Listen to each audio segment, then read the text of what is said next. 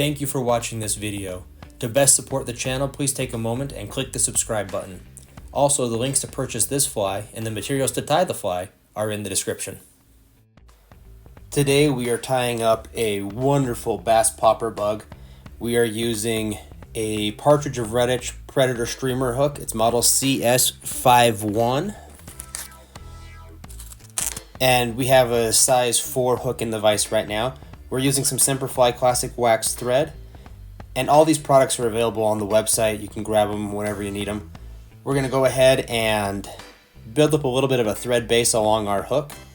That'll give us a little bit of traction and ability to grab our materials with the super glue so we can lock these materials into place. We're going to start by grabbing some chartreuse saddle hackle. We're going to get 2 feathers. We're going to measure the first one out, measure just the length of the hook, and tie that in right at the back end of the hook. And you're going to leave the full stem of the material on the hook so we can trap that down as we work our way back forward, and that'll allow us to build a little bit of additional base for this fly. So we'll grab our second feather, measure it out the same length, tie it into place on the far side of the hook this time, and lock that into place.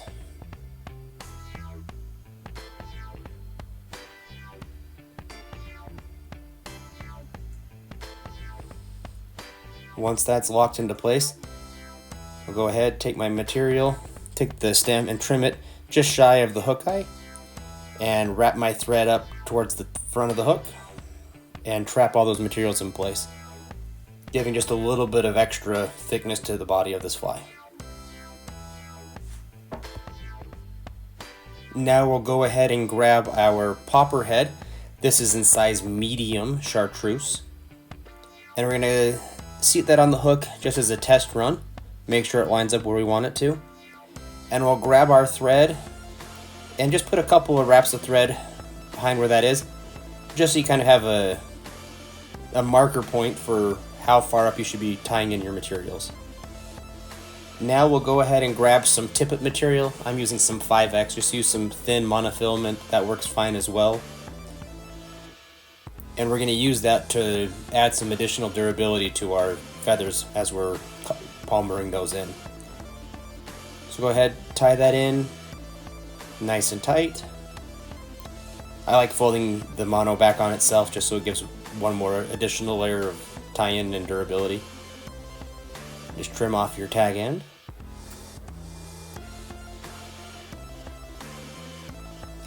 Now work your thread back to the curve of the hook. And we're going to go ahead and tie in our next feather. And that's going to be a little bit larger saddle hackle. And we're going to use that to create some movement and body behind the popper head.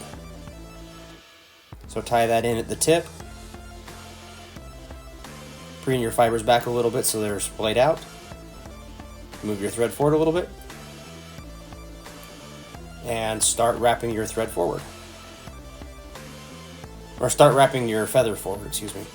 And do tight touching wraps, preen the fibers back so they're not getting trapped too much, and so that you can get this to fill out with a pretty dense little body here.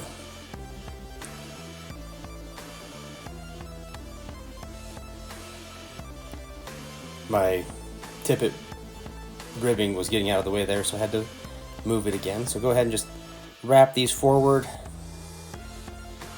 with touching wraps and keep them nice and tight. Try to avoid trapping any of those barbels so they give you as much wiggly movement as possible.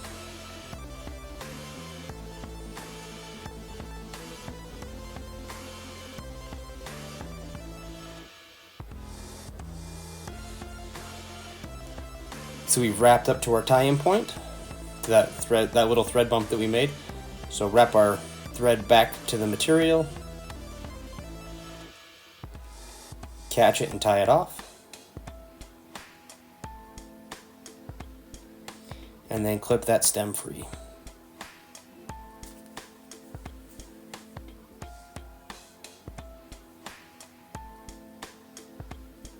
Just brushing the fibers around a little bit, trying to loosen them up. Make sure I didn't trap it too much in there. If you want to go through with a little Velcro brush to kind of clean that out, you can as well. Now I'll go ahead and grab my popper head, make sure I didn't go too far forward. It's the perfect seating right there, we're good.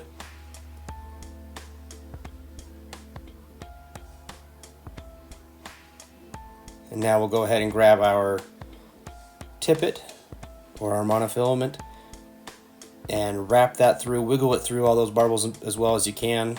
Splay them around, move them with your fingers.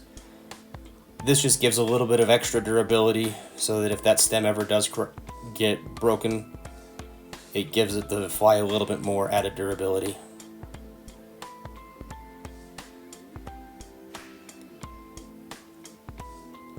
Now that I've made it to the front of my collar feather, my feather that has been palmered, excuse me, I'm gonna go ahead and tie that off.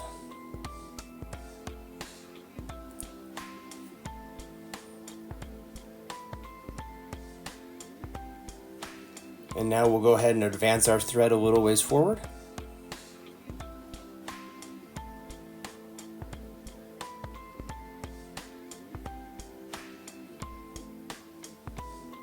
Then go ahead and grab your whip finish tool.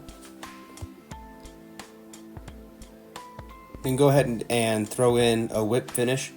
On this fly, you can throw in an extra one as well. It'll just be sitting underneath the popper body. Gives it a little bit of extra base and a little bit of extra durability, so it's a nice little add-on. Clip off your thread and then preen those fibers around, make sure they look good. And grab your super glue, and what I like to do is I put a small dab on top and then I start rotating my fly in the vise and covering down about a halfway between the eye and where the back end of the popper body is. And I just put super glue on there, build that up a little bit. And then I grab my popper body that we already know is fit for the right spot. Slide it on a little bit.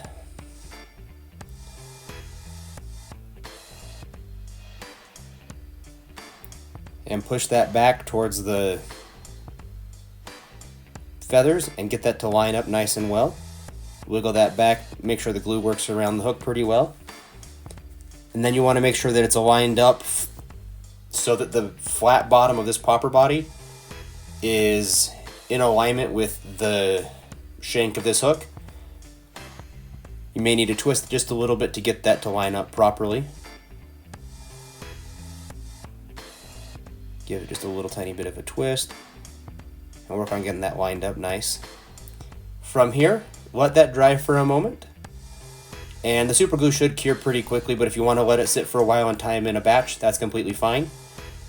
What I'm doing now is I'm going to put a small dab of super glue on the body of the popper body, right about where the eye should be. And I'll grab a flat bait fish eye and I'll stick that on the close side to me. And then I'll go ahead and invert the hook and do the same thing on the other side of the fly.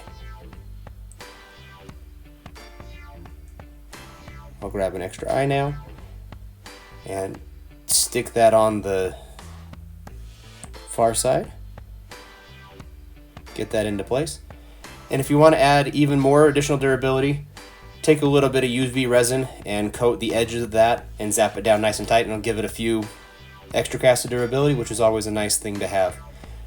This is the completed bass popper in size medium. They come in small, medium, and large, and they are a fun way to fish for bass.